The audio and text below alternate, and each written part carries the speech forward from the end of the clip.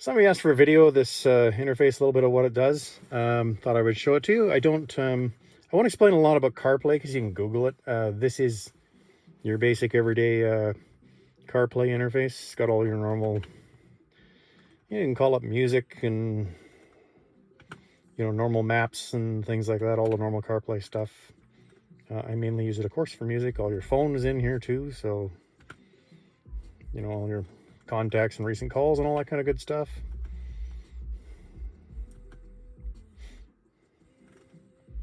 A lot of people think you need a touchscreen to run CarPlay.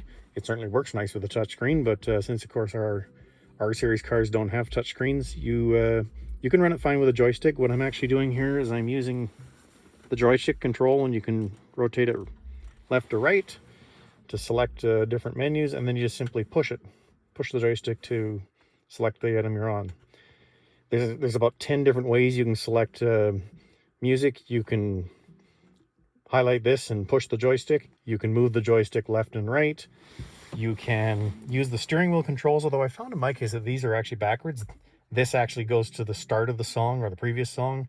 This one actually goes to the next song. It's a funny way they do that. You can use Siri if you want. This button will engage Siri.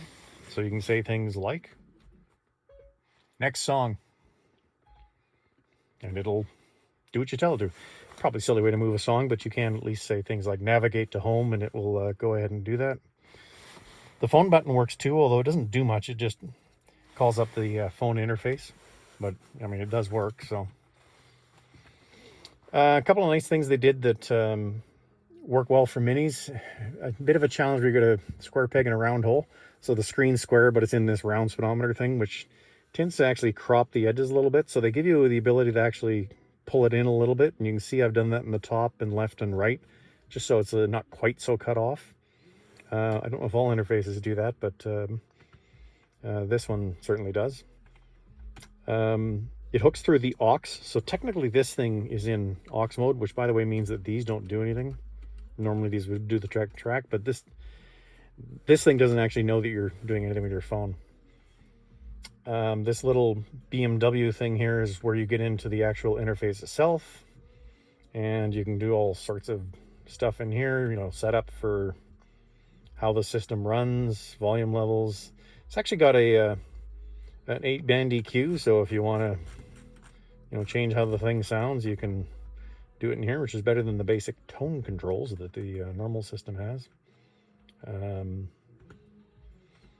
mic levels and all sorts of fun stuff.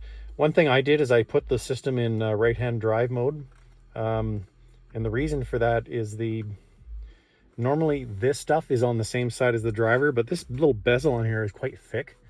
And I found if you kind of get in the angle, it kind of cut things off a bit. So I actually put it in right-hand drive mode, so this moved it over to this side, so it's a little easier to see.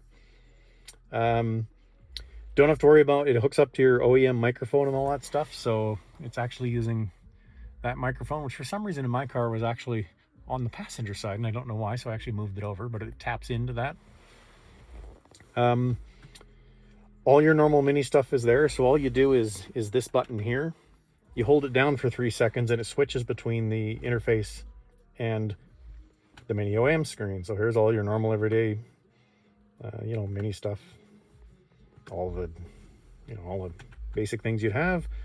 Everything still works. And then you just hold the menu button for 3 seconds and it will go back to this interface.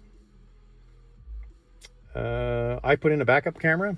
It can work with pretty much any backup camera. They actually do a really cool thing is that you only need the RCA connector for the video and power. You don't need a ground connection. You don't need to find backup lights or any of that other kind of stuff. They're using the CAN bus to actually figure that out. I'll just turn on my ignition. Put it in reverse. There's my backup camera.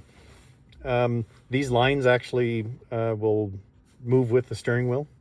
And when you take it back out of reverse, it just goes back to the normal interface. So they did that quite well, actually. Any questions? Let me know.